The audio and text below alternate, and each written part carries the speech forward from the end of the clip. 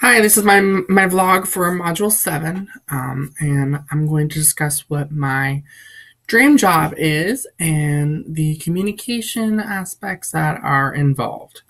Now, my dream job is to be a massage therapist, and not just any massage therapist, but I actually want to own and run my own business as a massage therapist.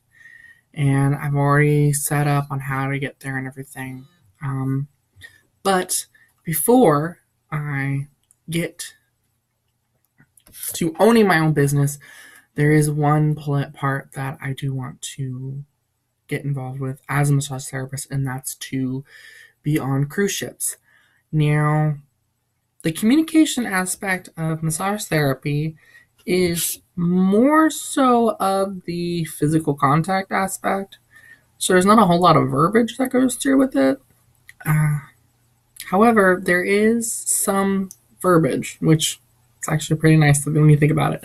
Um, so, with this verbiage that we develop in our communication aspects as massage therapist, it involves the understanding of the client and what it is they're looking for, and our job into how to assist them in receiving that care. For example, some clients prefer having all clothes on, some prefer just taking off that particular article. The way to look at it is it's all in your client's comfortability and what you as a therapist are comfortable with. First, you would assess the situation. Is it a muscle that's sore? Is it just like cramps? Things like that. Are they pregnant? And from there, by deducing that information from your client and speaking with them what they're comfortable with, you're able to assess how to approach them. I say them because you are having to approach their body. It's not just a specific subject, it's actually having hands on treatment for them. In this chosen career field, the communication that is passed down from employer to employees or between leaderships and with the public is usually probably done by emails. I say probably because if I'm looking at it from my specific running my own business, when it comes to approaching my clients and the public, I would want to be doing flyers and emails and social media aspects and outlets to get more involvement from them. When it comes to cruise ships, it is done based on reservations, or yeah, reservations. Sounded weird further in. So that'd be when they applied or when they sign up to go on the cruise ship.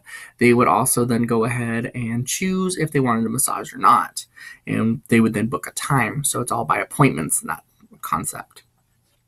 Um, with this being said, is there are some major ethical concerns impacting this occupation.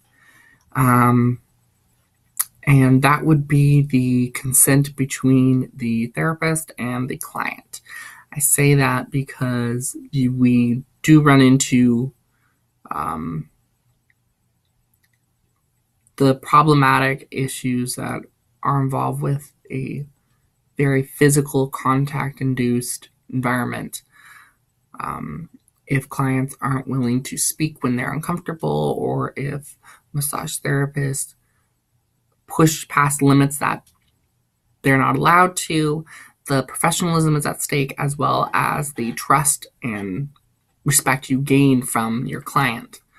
I say this in the reasoning of when people think of massage therapists, they think of happy ending a lot of the times. And by that, I mean, when people think of happy endings, they are under the impression that, oh, it's a way for me to climax and you're getting paid for it. That's a form of prostitution. And any self respecting and professional massage therapist or masseuse knows that to be involved with anything of that nature, you are at risk of having your license revoked. And that's a lot of time and a lot of money wasted if you go that route. The ethical guidelines established by massage therapy are very much the do what you yourself believe is professional, as well as making sure that you are communicating openly with the client at all times. This can be in regards to the temperature in the room, or if they need more pressure applied to a specific spot, or if they're comfortable with your hand, just where your hands are going to be placed. A good tactic for this is to let them know when you're moving from one location to the other. So if you're having to deal with something of like the lower rib section or the stomach, some people are very uncomfortable with these areas, and you would simply just notify them, like, okay, I'm going to move from your hip pelvic regions up to the lower abdomen. Is that all right? Very formal, very professional aspect to it.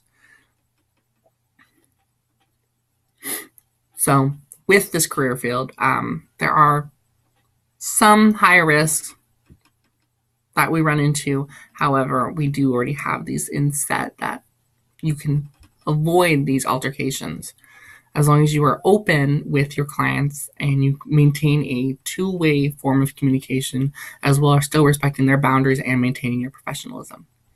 Thank you.